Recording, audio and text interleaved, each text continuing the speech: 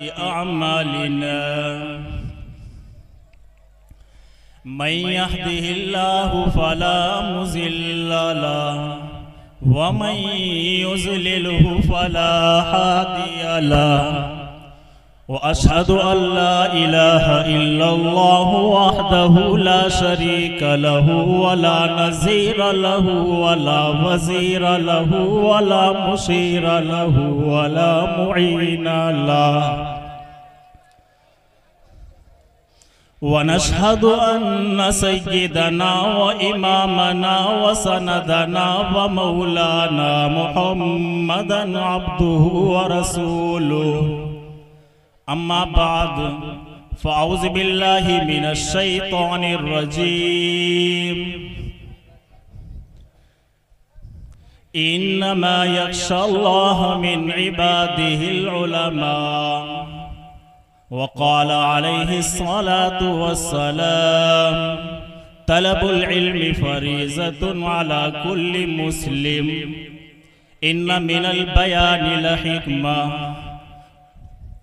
आमन्तु बिल्लाहि सदक़ल्लाहुल मौलानल अलिय्युल अज़ीम व सदक़ रसूलुहुन नबिय्युल अमीनुल करीम व नहनु अला ज़ालिका लमिनश शाहिदीन वश्शाकिरीन वल्हम्दुलिल्लाहि रब्बिल आलमीन।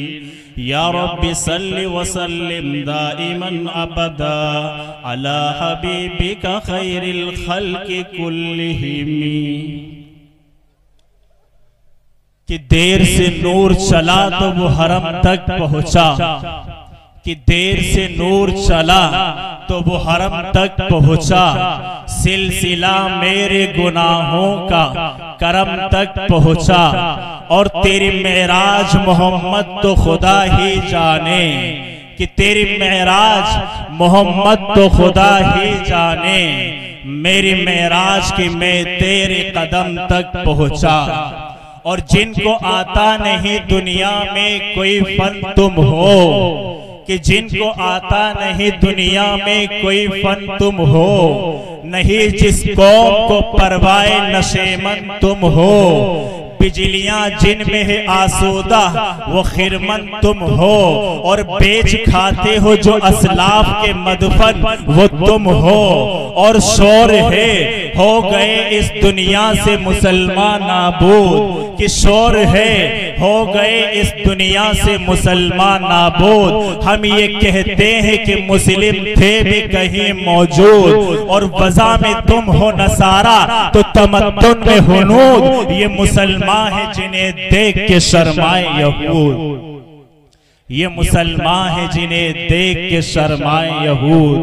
मुअज़्ज़ज़ सामईन किराम, अल्लाह रब्बुल इज़्ज़त का बहुत बड़ा एहसान है कि उसने मादियत और मादा और मादियत परस्ती के दौर में हमें और आपको यहाँ पर इकट्ठा फरमाया है। बहुत बड़ा अल्लाह ताला का करम व एहसान है, और हज़रत बहुत बहुत मुबारकबादी के लायक है ये हज़रत मौलाना फुरकान नदवी साहब दामत बरकातुहुमुल आलिया।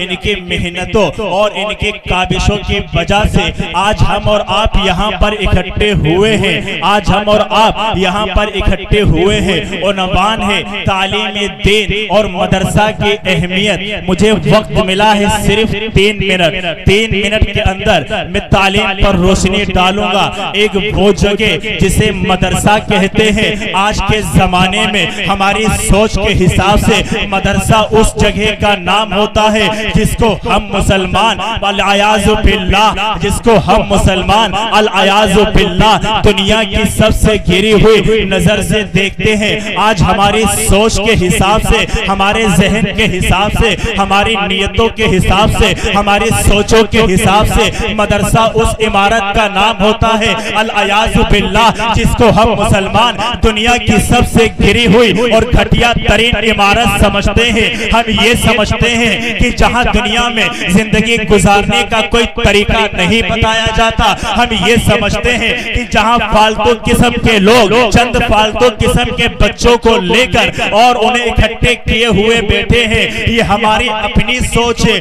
लेकिन हमारी अपनी सोच के सामने, लेकिन हमारी अपनी सोच अल्लाह की सोच के सामने कोई माना नहीं रखती है। मुसलमानों, ये मुसलमानों की जो जिंदगी है, इस जिंदगी में अल्लाह ने दुनिया और जहान इंसान को जिंदगी गुजारने के लिए बनाया। अगर मैं ये कहूँ तो मुबालगा नहीं होगा, अगर मैं ये कहूँ तो मुबालगा नहीं होगा कि आसमान और जमीन में जो कुछ भी है सारा मदरसा है, सारी कायनात मदरसा है। अल्लाह चाहता यही है कि कायनात में बसने वाला एक एक इंसान उस मदरसे का मुअल्लिम, उस मदरसे का मुदर्रिस और तालिबे इल्म बन जाए। हाँ, अल्लाह यही चाहता है। इसीलिए जब अल्लाह ने अपने नबी से नबूवत के ऐलान का हुक्म दिया, 40 साल मक्का में हमारा नबी रहा, और उसके बाद में जब अल्लाह ने अपने नबी से कहा कि ए नबी अपने नबी के पास अपना एलची और अपना कासिद भेजा, तो अल्लाह ने, अगर अल्लाह चाहता तो ये भी कह सकता था कि ए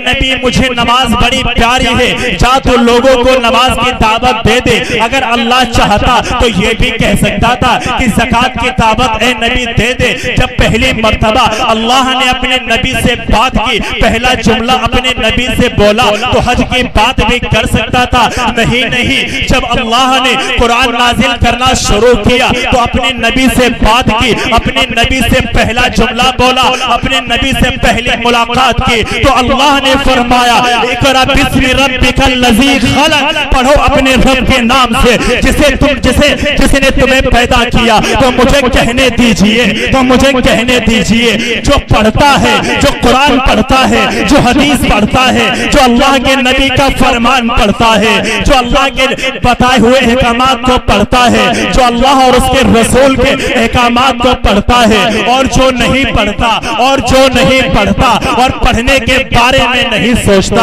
और पढ़ने पढ़ाने की कोशिश में नहीं रहता, अगर वो अपनी नजरों में कुछ भी हो, अगर वो मदरसे वाला नहीं है तो वो अल्लाह वाला भी नहीं बन सकता, वो अल्लाह वाला भी नहीं बन सकता अगर वो मदरसे वाला नहीं है। तालीम कितनी जरूरी है। अल्लाह ने जब पहली मर्तबा अपने नबी से बात की है तो अल्लाह चाहता ये भी कह सकता था कि ए नबी नमाज तो मुझे बड़ी प्यारी है, तू जा लोगों को नमाज की दावत दे दे, ए नबी ज़कात की दावत दे दे, ए नबी हज की दावत दे दे। लेकिन नहीं, अल्लाह ने पहली बात की तो फरमाया ए मोहम्मद पढ़ो उस रब के नाम से जिसने तुम्हें पैदा किया। पता चला कि पढ़ाई कितनी जरूरी है। मुफक्किर इस्लाम हजरत मौलाना अबुल हसन अली मियां नदवी रहमतुल्लाह अलैह एक मर्तबा लखनऊ के अंदर बहुत बड़े मजमे के अंदर बात फरमा रहे थे कि ए लोगों तालीम हासिल करो, तालीम बहुत जरूरी है। और हजरत ने यूं मिसाल दी थी कि अगर एक आदमी है और उसकी रीढ़ की हड्डी टूटी है और वो चारपाई पर पड़ा है, अब बताओ क्या वो किसी दूसरे इंसान की मदद कर सकता है? लोगों ने कहा नहीं, कहा यही हाल उसका है जो मुआशरे के अंदर अनपढ़ है, जो तालीम हासिल नहीं कर रहा, वो भी किसी के काम नहीं आ सकता। मेरे दोस्तों कुरानी तालीम हासिल करनी चाहिए जो हमें और आपको दुनिया और आखिरत में भी काम आए। आइए मैं अपनी बात को खत्म करूं, एक वाकया आपके सामने रखता हूं कि कुरान करीम से मोहब्बत करने वाले, कुरान करीम को पढ़ने वाले, कुरान करीम को अपने सीनों में बसाने वाले, उनका क्या मकाम और मर्तबा है, उनके अल्लाह के यहाँ क्या इज्जत है। अरे आपको नहीं मालूम है कि एक मुंशी मोहम्मद जाफर थानेसी रहमतुल्लाह अलैह ये सरकारी गवर्नमेंट के अंदर अंग्रेज गवर्नमेंट के अंदर ये सरकारी थे और इनको अंग्रेज ने एक इशू कार्ड दिया था जिससे ये नौकरी किया करते थे।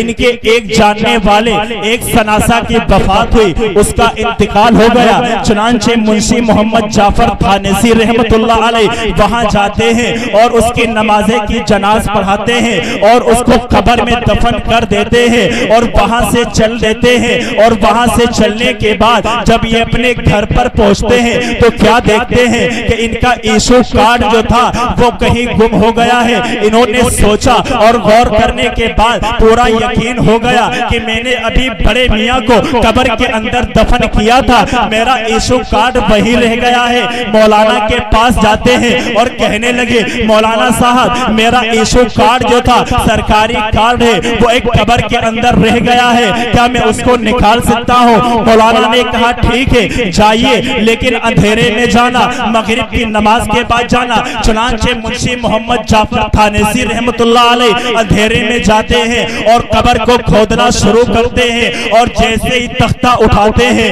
नीचे देखते हैं कि वो कब्र गुलाब के फूलों से भरी पड़ी है और ऐसी खुशबू आ रही है। तो कहते हैं मैंने जिंदगी में ऐसी खुशबू कभी नहीं सूंघी।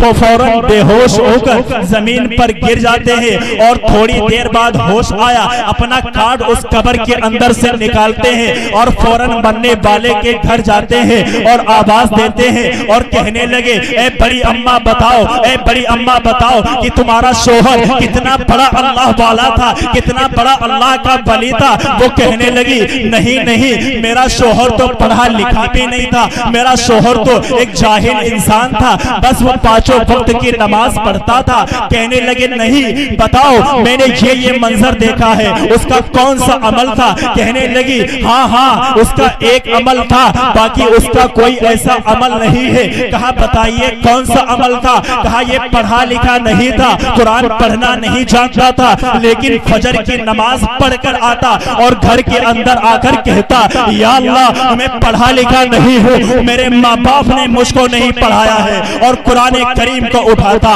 और कुरान करीम को उठाकर उसके कुरान को खोलता और कहता या अल्लाह तूने ये भी सच लिखा, या अल्लाह तूने ये भी सच लिखा, या अल्लाह तूने ये भी सच लिखा, और सफा उलटता चला जाता। हो सकता है अल्लाह ने इस अमल की वजह से इसकी कब्र को गुलाब के फूलों से भर दिया। तो मेरे भाइयों और मेरे दोस्तों, इल्म अल्लाह ने सब पर फर्ज किया है, ये सिर्फ मौलाना फुरकान के ऊपर फर्ज नहीं है, ये सिर्फ मौलाना हाफिज मोहम्मद कमर पर फर्ज नहीं है, अल्लाह ने सबके ऊपर इल्म फर्ज किया है। तलबुल इल्मी फरीज़तुन अला कुल्ली मुस्लिम, हर मुसलमान मर्द औरत के ऊपर अल्लाह ने इल्म को हासिल करना फर्ज किया है। अल्लाह ताला से दुआ कि अल्लाह ताला हम सबको कहने और सुनने से ज्यादा अमल करने की तौफीक अता फरमाए। वमा अलैना इल्लल बलागुल।